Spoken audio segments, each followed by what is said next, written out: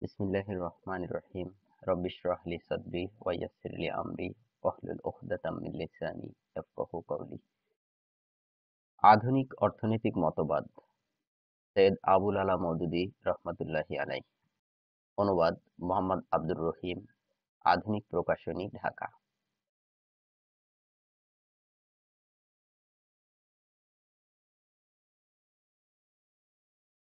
বর্তমান শতকের শ্রেষ্ঠ ইসলামী চিন্তানায়ক মাওলানা সৈয়দ আবুল আলা মওদুদী রহমতুল্লাহি আলাইহ এর বিখ্যাত উর্দু গ্রন্থ ইসলাম আওর জাদিদ মাআশি নজরিয়াত এর বাংলা তর্জমা ইসলাম ও আধুনিক অর্থনৈতিক মতবাদ নামে 1961 সালে প্রথম প্রকাশিত হয়।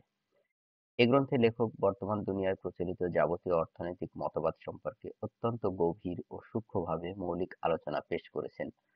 তুলনামূলক ইসলামের অর্থনৈতিক ব্যবস্থাসমূহের উল্লেখের মাধ্যমে আধুনিক অর্থনৈতিক মতবাদসমূহের অন্তঃসার শূন্যতা এবং মানুষের প্রকৃত অর্থনৈতিক সমস্যার সঠিক ও সামঞ্জস্যপূর্ণ সমাধান যে একমাত্র ইসলামী অর্থব্যবস্থার ভিত্তিতেই সম্ভব, তা তিনি সার্থকভাবে প্রমাণ করেছেন। এ পুস্তকখানা পাঠ করে শিক্ষিত সমাজ ইসলামের অর্থনৈতিক ব্যবস্থার ভিত্তিতে তাদের যাবতীয় অর্থ সমস্যার বাস্তব সমাধানে পৌঁছার জন্য উদ্বুদ্ধ হবে, এটাই আমাদের দৃঢ় বিশ্বাস।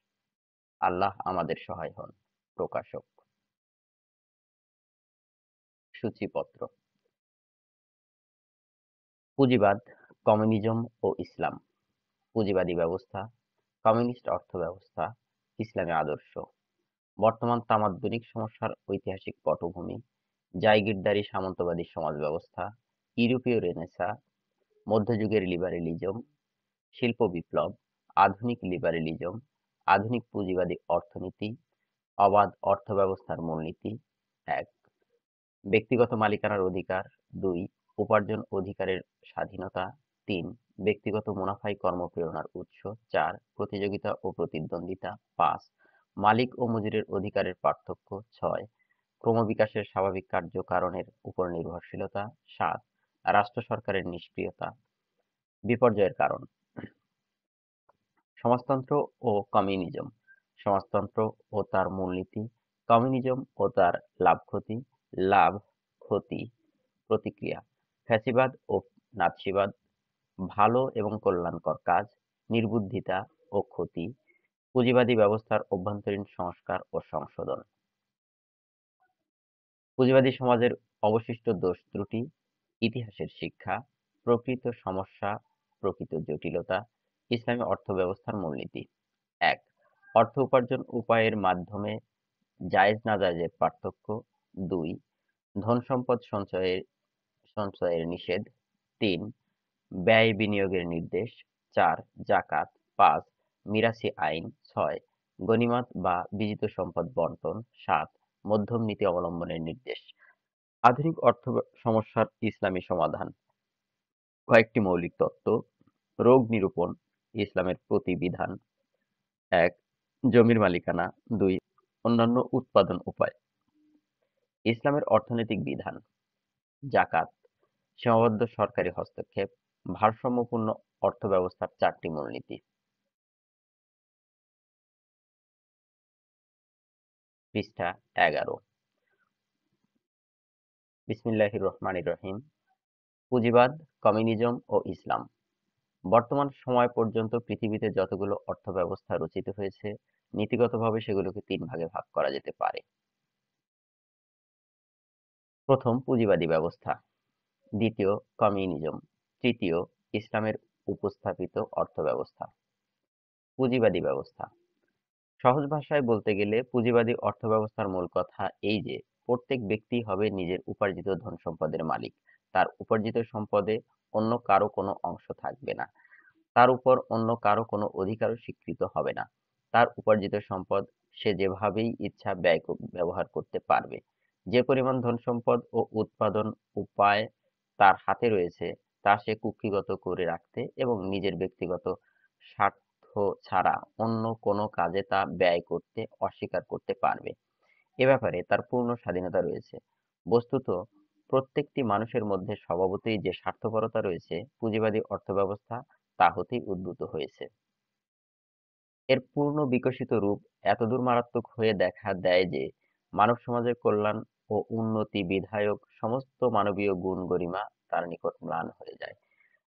নৈতিক দৃষ্টিতে না দেখে নিছক অর্থনৈতিক দৃষ্টিতে আলোচনা করলেও সুস্পষ্ট রূপে দেখা যাবে যে এ মতবাদ কোথাও কার্যকরী হলে ধন বন্টনের তারতম্য অনিবার্য রূপে বিপর্যস্ত হবে।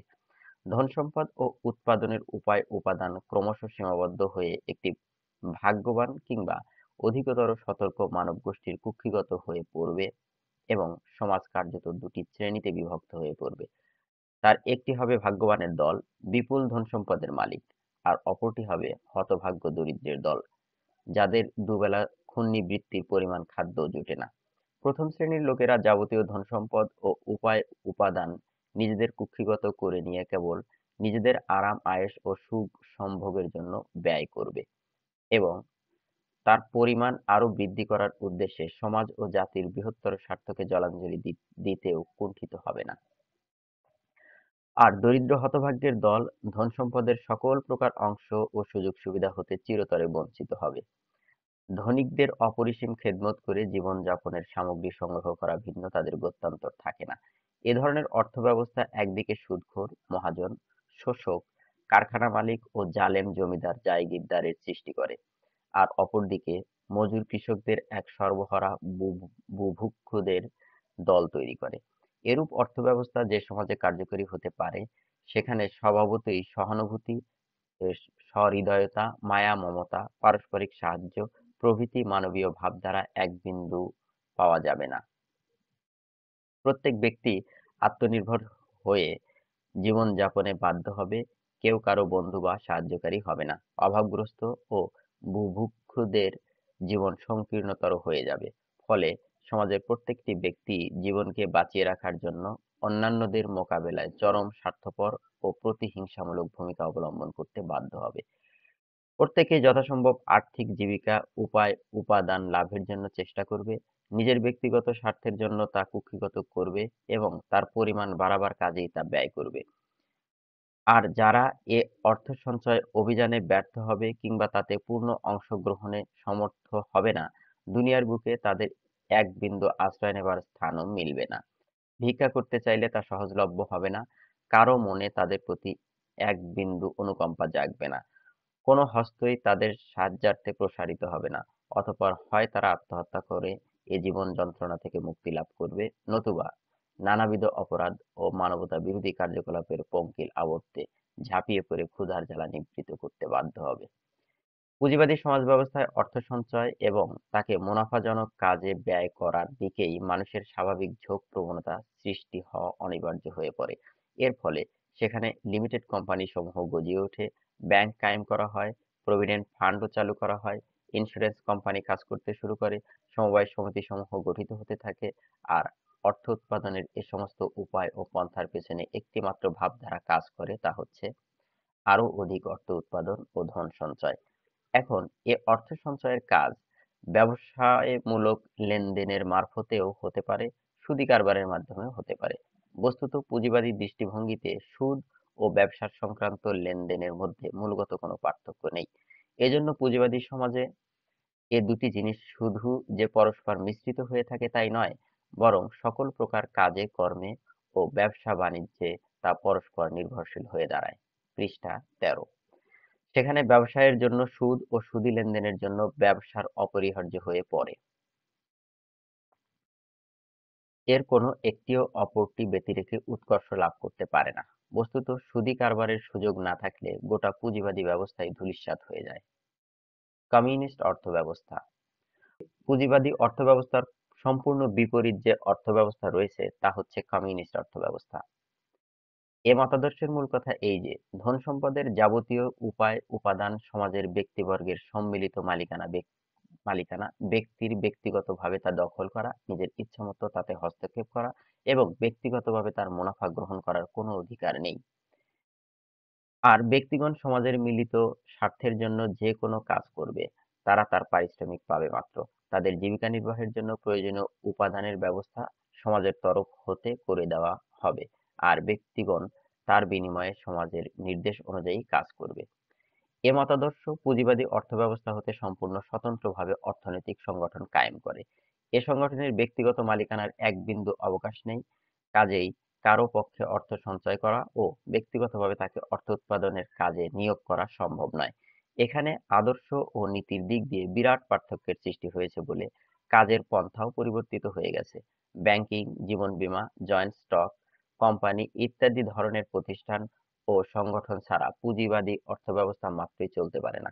কিন্তু কমিউনিস্ট অর্থব্যবস্থায় তার অর্থনৈতিক কার্যক্রমের ক্ষেত্রে এসব প্রতিষ্ঠানের শুধু অবকাশই নেই তা নয়, তার প্রয়োজনীয় নেই।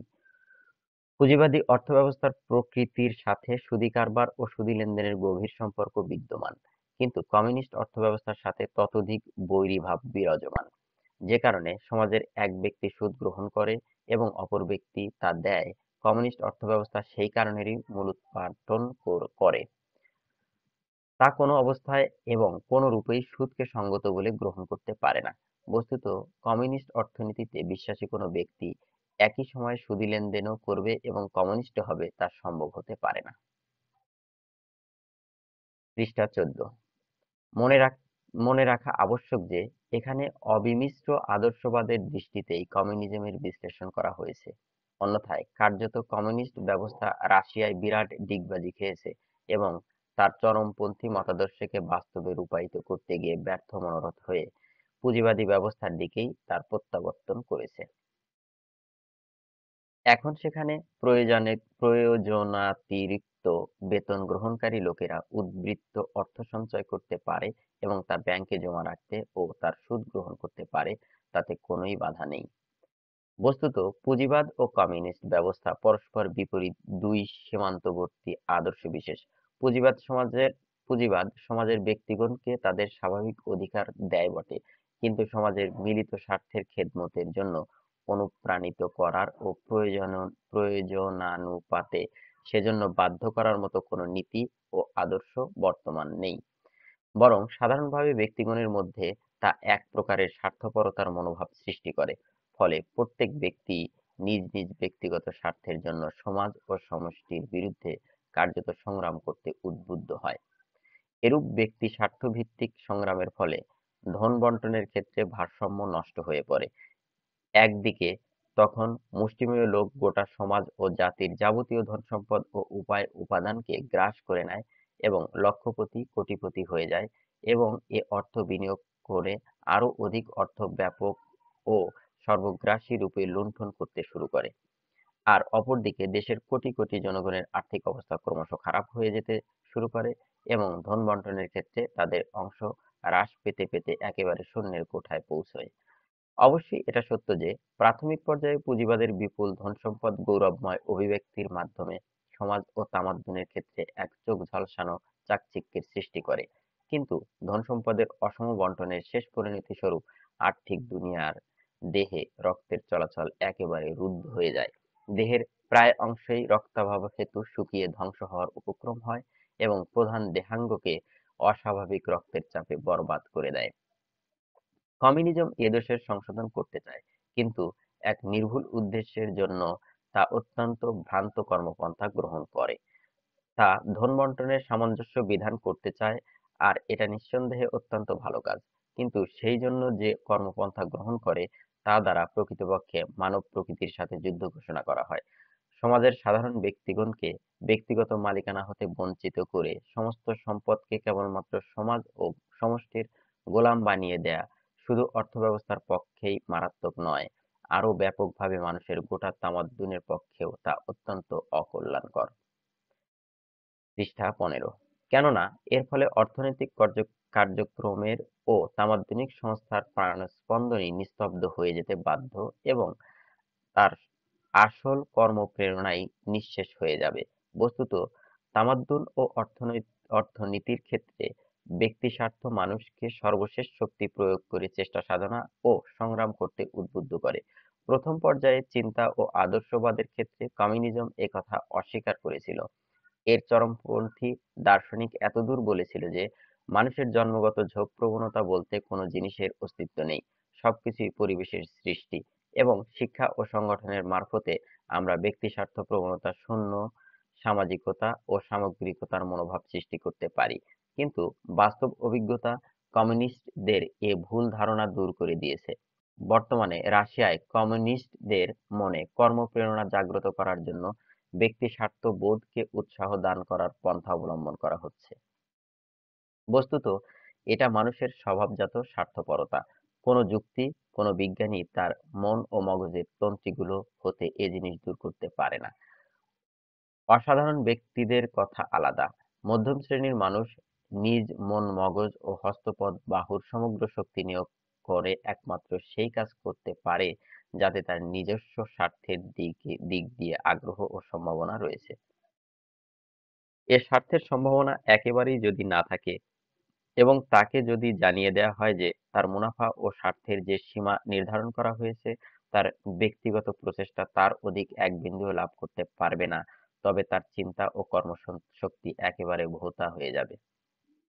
অতঃপর একজন সাধারণ মজুর বা শ্রমিক হয়ে থাকা ও নির্দিষ্ট পরিমাণ মজুরি গ্রহণ করে কাটানোর ছাড়া তার পক্ষে আর কিছু করা সম্ভব হবে না। বস্তুত কমিউনিস্ট সমাজের অভ্যন্তরীণ অবস্থা এরূপই। এর বাহ্যিক ও বাস্তব দিক আরও ভয়াবহ।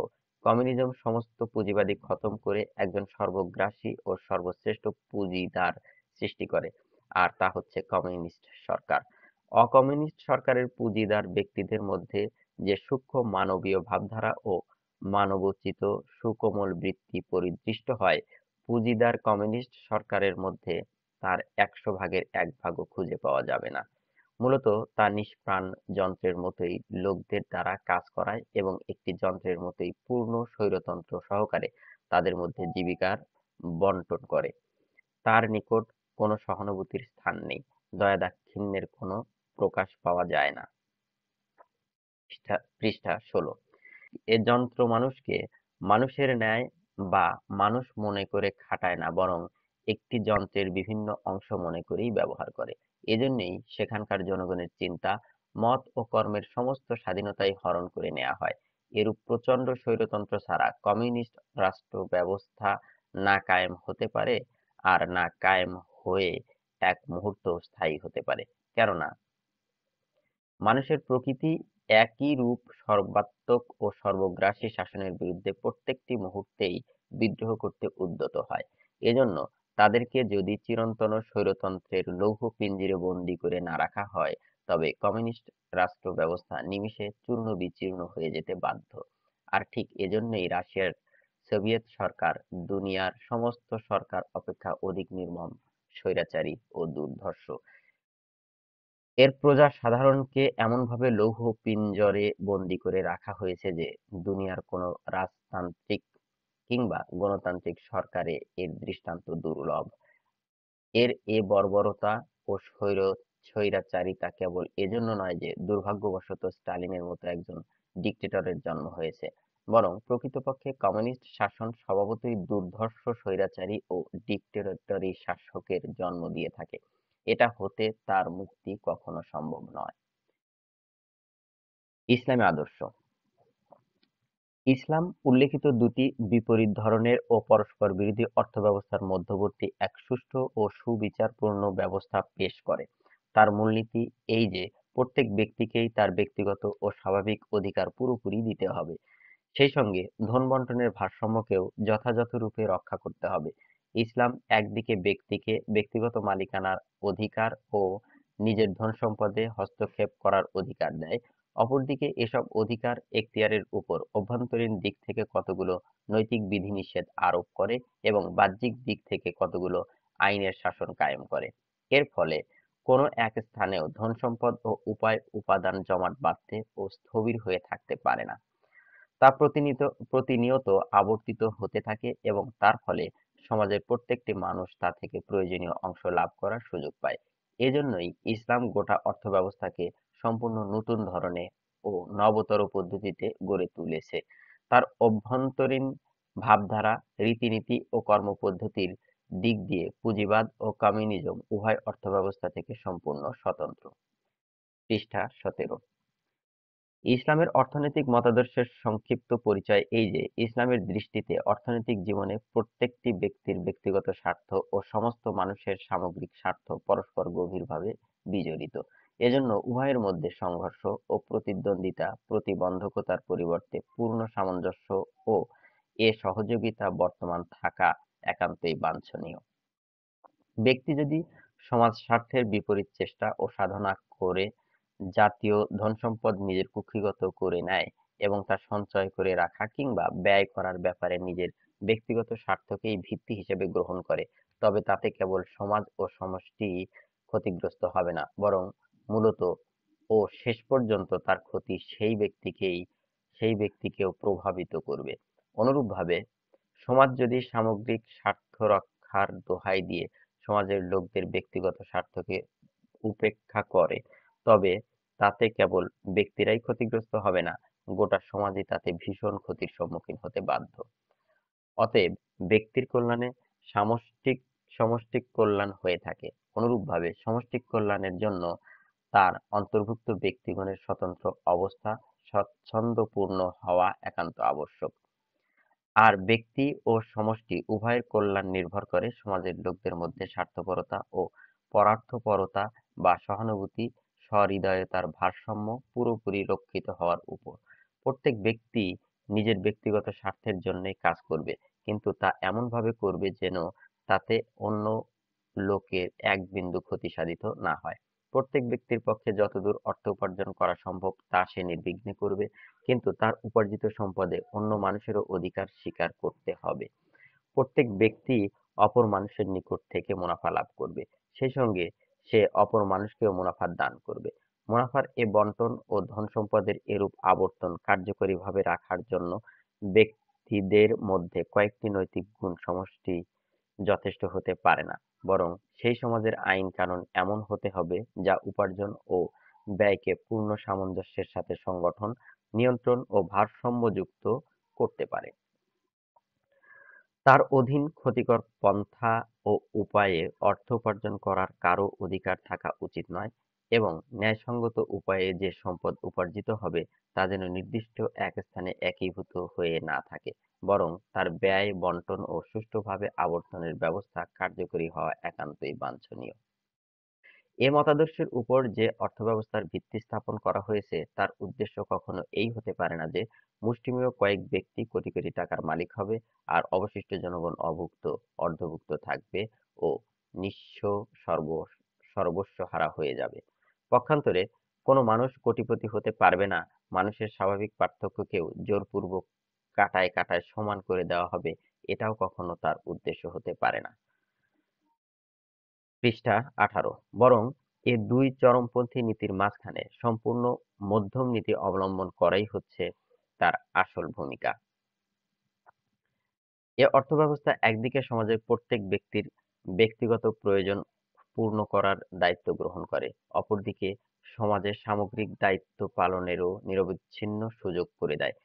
এ সমাজের প্রত্যেক ব্যক্তি যদি অপরকে ক্ষতিগ্রস্ত না করেই নিজের স্বাভাবিক সীমার মধ্যে থেকে অর্থ উপার্জনের জন্য চেষ্টা করে এবং উপার্জিত ধনসম্পদ ব্যয় করার ব্যাপারে যদি মিতব্যয়িতা ও পারস্পরিক সাহায্য নীতি অনুসরণ করে চলে, তাহলে সেই সমাজে পুঁজিবাদী সমাজের ন্যায় অর্থনৈতিক অসাম্য ও আকাশছোঁয়া আর্থিক পার্থক্য কখনোই সৃষ্টি হতে পারে না।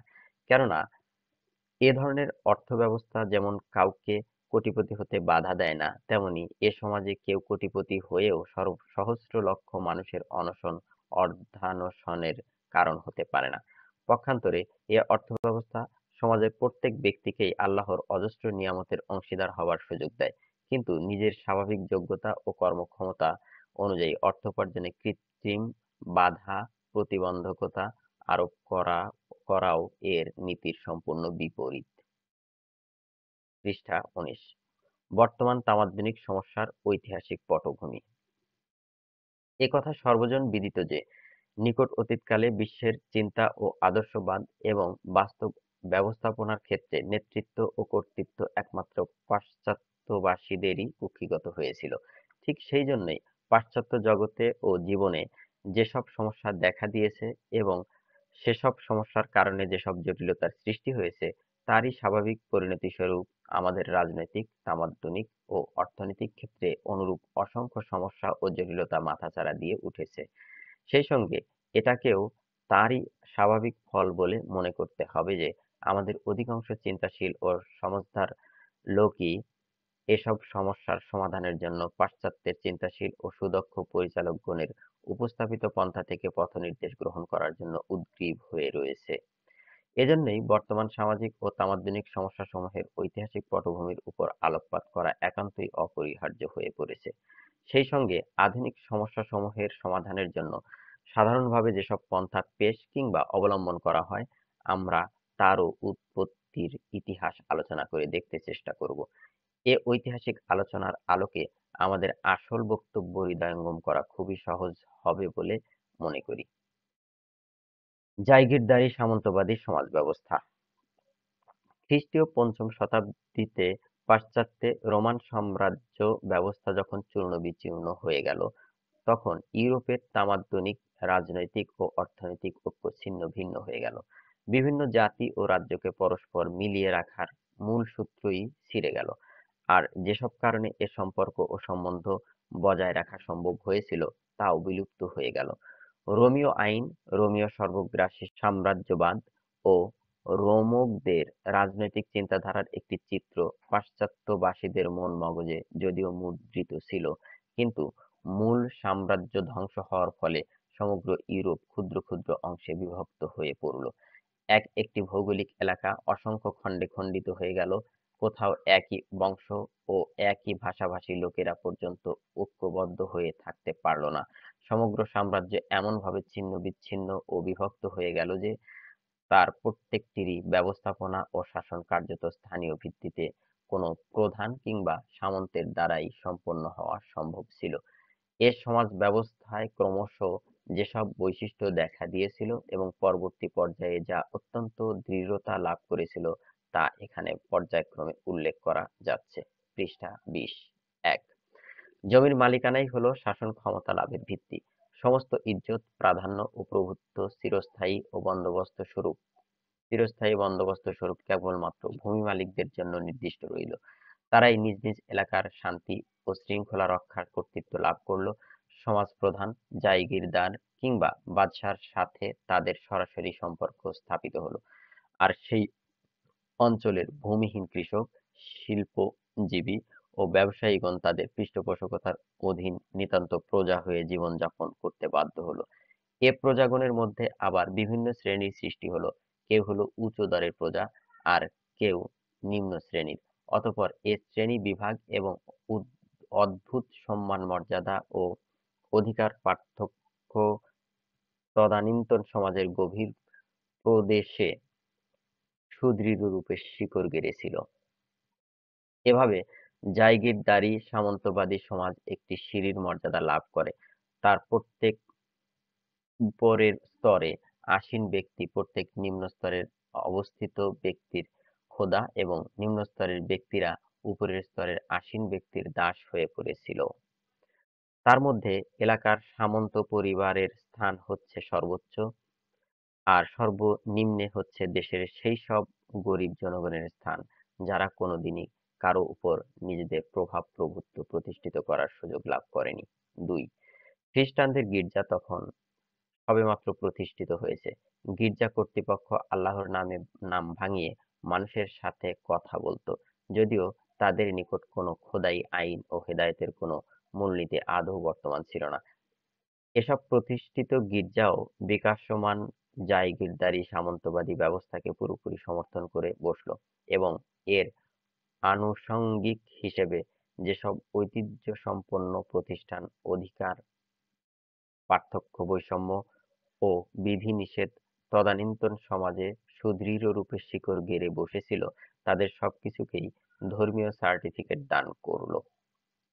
প্রত্যেকটি প্রাচীন মতই মতই গির্জার আকিদার মর্যাদা লাভ করল এবং তার বিপরীত কোনো কথা চিন্তা করাও কুফরি বলে অভিহিত হতে লাগল। একবারের জন্য যে প্রথাই চালু হয়ে পড়ল, তাই শরীয়তে পরিণত হলো এবং তার বিরুদ্ধাচরণে আল্লাহ, রাসূল এবং তার দ্বীনের বিরুদ্ধাচরণ করা হয় বলে ধারণা করতে লাগল। সাহিত্য, দর্শন, সমাজ, রাজনীতি ও অর্থনীতি প্রভৃতি জায়গিরদারি সামন্তবাদী ব্যবস্থায় যে রূপ পরিগ্রহ করেছে, গির্জা তাকে খোদা প্রদত্ত রূপ বলে ঘোষণা করল এবং এ কারণেই তার বিন্দুমাত্র পরিবর্তন চেষ্টাও কেবল অপরাধী শুধু নয়, পরিষ্কার হারাম হয়ে গেল। পৃষ্ঠা ২১। ৩. বড় বড় রাজপথ প্রস্তুত করা, তাকে সঠিক অবস্থায় বর্তমান রাখা এবং তাতে শান্তি বা নিরাপত্তা প্রতিষ্ঠা করার মতো কোনো কেন্দ্রীয় শক্তির শাসন তখন বর্তমান ছিল না। এজন্য দীর্ঘ পথ সফর করা, বিরাট ও ব্যাপক আকারে ব্যবসা-বাণিজ্য করা, বিপুল পরিমাণে নিত্য প্রয়োজনীয় দ্রব্যাদি প্রস্তুত ও পরিবেশন করা প্রভৃতি ধরনের যাবতীয় তৎপরতাই বন্ধ হয়ে গেল এবং ব্যবসায়, শিল্প ও মানুষের মনোবৃত্তিও জায়গিরদারদের শাসন এলাকার ক্ষুদ্র ক্ষুদ্র ভৌগোলিক পরিসীমার মধ্যে সংকুচিত হয়ে গেল। ৪. শিল্প ও ব্যবসায়ের এক একটি বিভাগ এক একজন ব্যবসায়ী ও পেশাদারি কারবারি গোষ্ঠী উপনিবেশে পরিণত হলো। এ গোষ্ঠীর কোনো ব্যক্তি তার পূর্বতন পেশা যেমন ত্যাগ করতে পারত না, তেমনি বাইরের লোকও এ গোষ্ঠীর মধ্যে প্রবেশ করার সুযোগ পেত না। প্রত্যেকটি গোষ্ঠীর নিজ নিজ কাজকে নিজেদেরই ক্ষুদ্র ও সংকীর্ণ পরিসরের মধ্যে সীমাবদ্ধ করে রাখার জন্য প্রাণপণে চেষ্টা করত। পণ্যদ্রব্য অবিলম্বে ও স্থানীয় প্রয়োজন পূরণের জন্যই প্রস্তুত হতো, তবে আশপাশের এলাকায়ও তা বিক্রি হতো এবং অন্যান্য দ্রব্যাদির সঙ্গে তার বিনিময়ও হতো। এসব বিভিন্ন কারণে উন্নতি, বিস্তৃতি, আবিষ্কার, উদ্ভাবনী, টেকনিক্যাল সংশোধন ও পুঁজি সমাবেশের পথ বন্ধ হয়ে গিয়েছিল। রোমান সাম্রাজ্যের পতনের ফলে এ ধরনের যেসব দোষ ত্রুটি দেখা দিয়েছিল, মহান রোম সাম্রাজ্যের প্রতিষ্ঠা এটা কিছুমাত্র দূর করতে পারল না।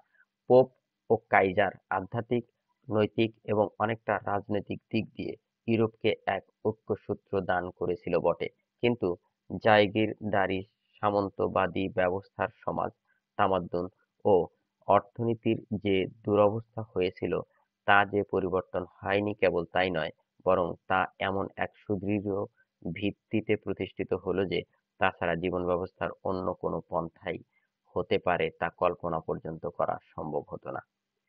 ইউরোপীয় রেনেসাঁ এ সর্বগ্রাসী জড়তা কিরূপে এবং কোন সব কারণে টুটে গেল এবং ইউরোপের সর্বাত্মক রেনেসাঁ আন্দোলন কিরূপে মাথাচাড়া দিয়ে উঠল তা আমাদের আলোচ্য বিষয়ের অন্তর্ভুক্ত নয়, তবে সংক্ষেপে বলা যায়, একদিকে স্পেন ও আন্দালুসিয়ার উপর মুসলিম আধিপত্য এবং অপরদিকে ক্রুশ যুদ্ধ পাশ্চাত্যবাসীদের তদানীন্তন দুনিয়ার তাহজিব তামাদ্দুনের অগ্রদূত জাতিগুলোর সম্মুখীন করে দিয়েছিল।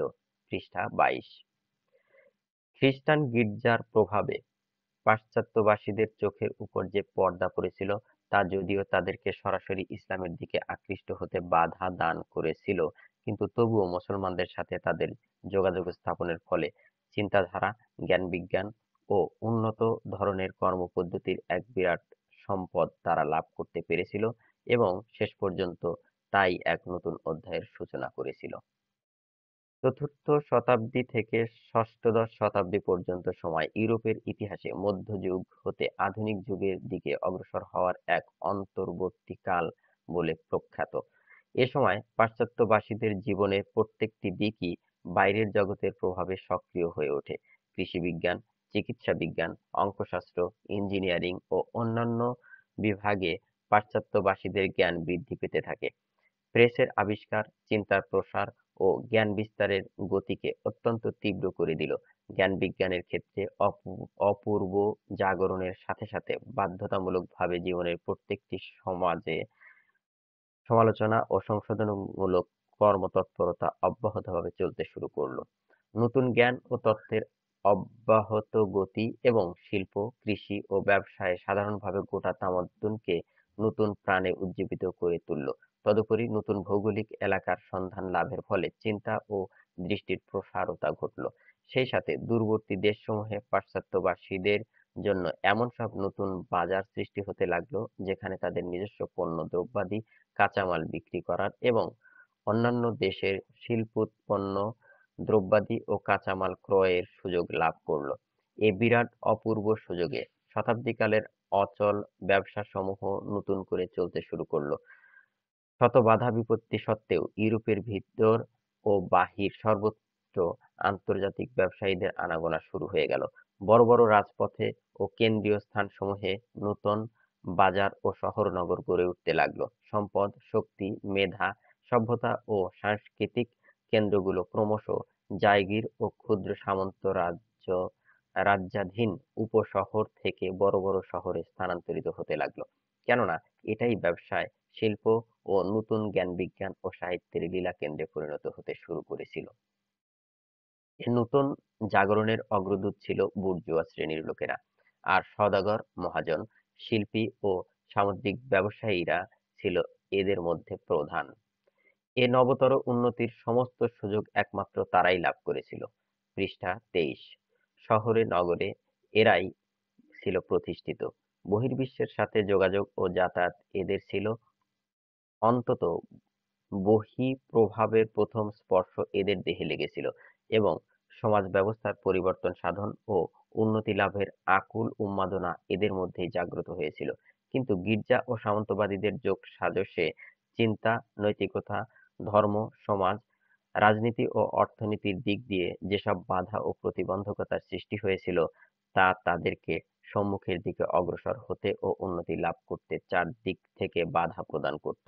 জীবনের যে কোনো বিভাগেই এরা শতাব্দীকালের প্রতিষ্ঠিত সীমার বাইরে পদক্ষেপ করত।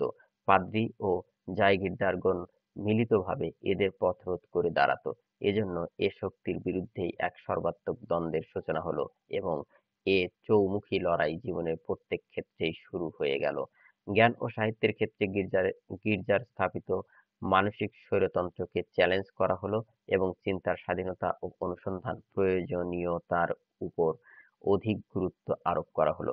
অর্থনীতি, সমাজ ব্যবস্থা ও রাজনীতির ক্ষেত্রে জায়গিরদারদের প্রভাব প্রতিপত্তির বিরুদ্ধে প্রতিরোধ গড়ে উঠল এবং জায়গিরদারি সামন্তবাদী সমাজ ব্যবস্থায় যেসব ভেদ বৈষম্য স্থাপিত ছিল তার বিরুদ্ধে তীব্র আওয়াজ উঠানো হলো। এর ফলে প্রাচীন সমাজ ব্যবস্থা পশ্চাদপসরণ করতে ও নবতর উত্থানমুখী শক্তিসমূহ অগ্রসর হতে লাগলো। ষষ্ঠদশ শতাব্দী আসতে না আসতেই ইউরোপের বিভিন্ন দেশের ক্ষুদ্রাকার জায়গিরগুলো চূর্ণ হয়ে বড় বড় জাতীয় রাষ্ট্রে রূপায়িত হতে লাগলো।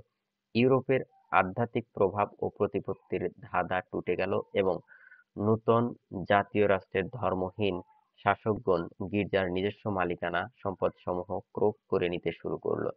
এক বিশ্বব্যাপক ধর্ম ব্যবস্থা পরিত্যাগ করে বিভিন্ন জাতি নিজস্ব জাতীয় গির্জা রচনায় আত্মনিয়োগ করল। এভাবে গির্জা ও জায়গিরদারের যুক্ত আধিপত্যের বাঁধন ছিন্ন হওয়ার সাথে সাথে প্রাচীন সমাজ ব্যবস্থা সৃষ্ট সামাজিক ও ঐতিহ্যগত বাধাবন্ধন থেকে বুর্জোয়া শ্রেণী সম্পূর্ণরূপে মুক্ত হলো। মধ্যযুগের লিবারেলিজম। গির্জা ও সামন্তবাদী ব্যবস্থার বিরুদ্ধে যেসব মতবাদকে ভিত্তি করে লড়াই করা হয়েছিল সেই সবের সমষ্টিগত শিরোনাম হচ্ছে লিবারেলিজম, অন্য কথায় সীমাহীন উদারতা। নবযুগের অগ্রদূতগণ জীবনের প্রত্যেকটি বিভাগ এবং চিন্তা ও কর্মের প্রত্যেকটি ক্ষেত্রেই সম্প্রসারণশীলতা, অকুণ্ঠ দান, ব্যবহার ও অবাধ উদারতার নছিহত করে বেড়াত। ধর্ম, দর্শন, জ্ঞান বিজ্ঞান, সমাজ, তামাদ্দুন, রাজনীতি ও অর্থনীতি প্রভৃতি সকল ক্ষেত্রেই উদারনীতি অবলম্বন করা হয়েছিল। পৃষ্ঠা ২৪। তারা প্রগতিপন্থীদের পথ থেকে সকল প্রকার বাধাবন্ধন, প্রতিবন্ধকতা, সংকীর্ণতা ও কঠোরতাকে অপসারিত করতে সচেষ্ট হয়েছিল। এ দ্বন্দ্ব সংগ্রামে একদিকে যেমন গির্জা কর্তৃপক্ষ ও সামন্তবাদীদের সংকীর্ণ মনতা চরম পর্যায়ে পৌঁছেছিল, তেমনি বুর্জোয়াদের সীমাহীন সংখ্যাহীন উদারতা অপর এক চরম সীমান্তে উপনীত হয়েছিল। উভয় দিকেই চরম স্বার্থপরতা তীব্র আকার ধারণ করেছিল। সততা, ইনসাফ, নির্ভুল জ্ঞান বিজ্ঞান, সুষ্ঠু ও নির্দোষ চিন্তার সাথে এদের কারো এক বিন্দু সম্পর্ক ছিল না। একদল যেখানে ভিত্তিহীন ধারণা, বিশ্বাস, অসঙ্গত বৈষম্য, পার্থক্য ও অমানুষিক জোর জুলুম লব্ধ অধিকার সংরক্ষণ করতে গিয়ে আল্লাহ, দিন ও নৈতিকতার নাম ব্যবহার করেছিল, সেখানে অপরপক্ষ নিতান্ত জিদের বশবর্তী হয়ে স্বাধীন চিন্তা ও উদারতার নামে ধর্ম ও নৈতিকতার চিরস্বীকৃত সত্যতার বুনিয়াদকে শিথিল করে দিতে শুরু করেছিল। ঠিক এ সময়ই রাজনীতির সাথে নৈতিকতার চির-সমর্থিত সম্পর্ক ছিন্ন করা হয়। ম্যাকিয়াভেলি প্রকাশ্যভাবে এ মতবাদের ওকালতি করে বলতে লাগল যে রাজনৈতিক স্বার্থ ও সুযোগ সুবিধা লাভের ব্যাপারে নৈতিক নিয়ম নীতি মেনে চলার কোনো প্রয়োজনীয়তাই থাকতে পারে না। এ যুগেই গির্জা ও সামন্তবাদের মোকাবেলায় জাতীয় রাষ্ট্রের মূর্তি রচনা করা হয় এবং বর্তমান পৃথিবীতে ঝগড়া ও আন্তর্জাতিক শত্রুতার যে মারাত্মক আগ্নেয়গিরি সৃষ্টি হয়েছে তার বিষবাষ্প সেই দিন থেকেই পুঞ্জীভূত হতে শুরু করে। এ সময় থেকে সুদকে সর্বপ্রথম জায়েজ মনে করা হতে থাকে, অথচ আবহমান কাল থেকে সমগ্র দুনিয়ার ধর্মবিশ্বাসী নৈতিক নৈতিক বোধ সম্পন্ন লোক ও আইনবিদদের মধ্যে সুদ হারাম হওয়া সম্পর্কে পূর্ণ মতৈক্য বিদ্যমান ছিল। কেবল তাওরাত ও কোরআন মজিদই সুদকে হারাম ঘোষণা করেনি, এরিস্টটল ও প্লেটোও তাকে হারাম বলে মনে করতেন। গ্রিক, রোমীয় আইনের দৃষ্টিতেও এটা নিষিদ্ধ ছিল। কিন্তু রেনেসাঁর যুগে বুর্জোয়া শ্রেণী যখন খ্রিস্টান গির্জার বিরুদ্ধে বিদ্রোহের পতাকা উড্ডীন করে, তখন থেকে সুদকে এক অপরিহার্য পাপ বলে অভিহিত করা শুরু করে।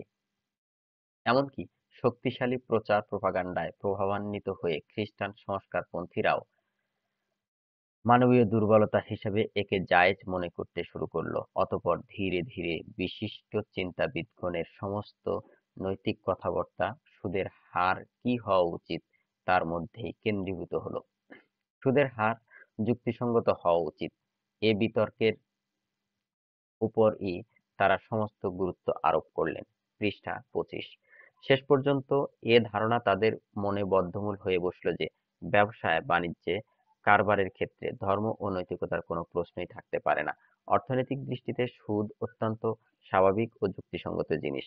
বাড়ি ভাড়া দেওয়া নেওয়ার বিরুদ্ধে যেমন কিছু বলা যায় না, সুদের বিরুদ্ধে তেমনি কোনো অকাট্য যুক্তি পেশ করা যেতে পারে না। বিশেষ মজার ব্যাপার এই যে রেনেসাঁ যুগে এ বুর্জোয়া শ্রেণী নিজেদের অবাধ ও অকুণ্ঠ উদারতার আওয়াজ তুলে পাদ্রী, সামন্ত ও ভূমিমালিকদেরকে যতখানি ময়দান হতে বেদখল করে দিয়েছিল, তারা এসে সেই শূন্য স্থানই দখল করে বসল। তাদের চরম উদারতার নেশা তাদেরকে একথা ভুলিয়ে দিয়েছিল যে তাদেরও নিচে জনগণের একটি বিরাট শ্রেণী বর্তমান রয়েছে এবং সামন্তবাদী ব্যবস্থার জগদ্দল পাথর তাদেরকেই সর্বাধিক নিষ্পেষিত করেছে।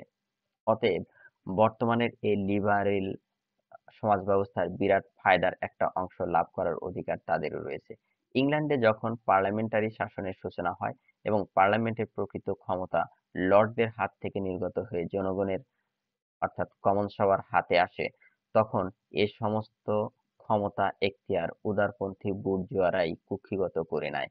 যেসব যুক্তির বলে তারা নিজেদের ভোটাধিকার প্রতিষ্ঠিত করে নিয়েছিল, নিম্ন শ্রেণীর জনগণকে ভোটাধিকার দানের কথা অস্বীকার করার সময় তারা সেই সব যুক্তি একেবারে ভুলে গিয়েছিল। শিল্প বিপ্লব। রেনেসাঁ যুগে যে বিপ্লবের সূচনা হয়েছিল, অষ্টাদশ শতাব্দীতে যন্ত্র আবিষ্কারের ফলে তার শতগুণ বৃদ্ধি পেল। অভিনব বৈজ্ঞানিক তথ্য ও আবিষ্কার উদ্ভাবনীকে শিল্প, কৃষি ও যোগাযোগ ব্যবস্থার উন্নয়নে প্রয়োগ করা হলো। তখন পণ্য উৎপাদন, কাঁচামাল সংগ্রহ ও বিশ্বের কোণে কোণে উৎপন্ন পণ্যের বিক্রয় ব্যবস্থা অস্বাভাবিকভাবে কার্যকরী হতে লাগলো। এ বিরাট বিপ্লব স্বাচ্ছন্দ্য, শক্তি, সামর্থ্য ও ক্ষমতা প্রভুত্বের যেসব সুযোগ সুবিধার দ্বার উন্মোচন করে দিল, তার সবটুকু শুধু রেনেসাঁ যুগে উদ্ভূত বুর্জোয়া শ্রেণী লুটে নেবার সুযোগ পেল। কেননা শিল্প ও বাণিজ্য তাদেরই কুক্ষিগত ছিল, জ্ঞান বিজ্ঞান ও সাহিত্যের উপরও একমাত্র তাদের একচ্ছত্র আধিপত্য বিস্তৃত ছিল। তারা পুঁজি, কর্মকুশলতা ও সাংগঠনিক যোগ্যতা এ তিনটির সমন্বয়ে শিল্প ও বাণিজ্যের এক নবতর ব্যবস্থা রচনা করে নিল, যার নাম আধুনিক পুঁজিবাদ। পৃষ্ঠা 26। এ ব্যবস্থার অধীন শহর নগরে বড় বড় কলকারখানায় ও ব্যবসায় প্রতিষ্ঠান স্থাপিত হলো। পেশাদারিদের গোষ্ঠীবাদ চূর্ণ বিচূর্ণ হয়ে গেল।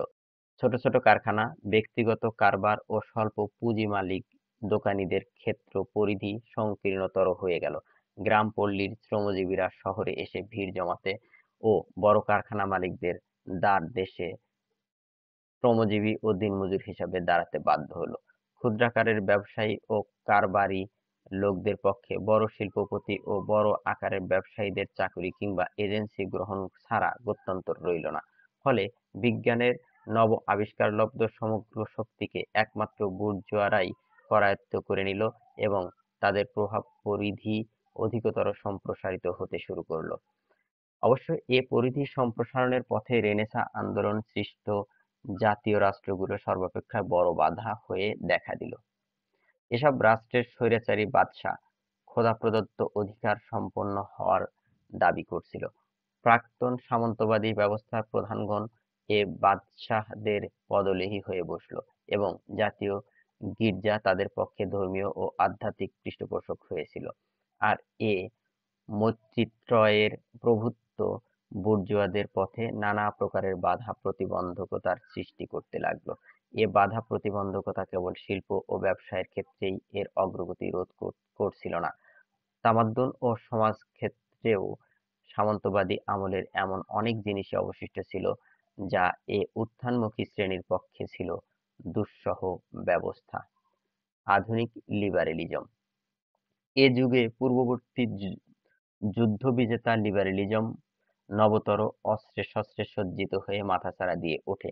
রাজনীতির ক্ষেত্রে ধর্মহীনতা, তামাদ্দুন, সমাজ, সাহিত্য ও অর্থনৈতিক ক্ষেত্রে নিরঙ্কুশ ব্যক্তি স্বাধীনতা ও অর্থনৈতিক ক্ষেত্রে অবাধ উন্মুক্ত নীতির সিঙ্গা ফুঁকতে শুরু করল।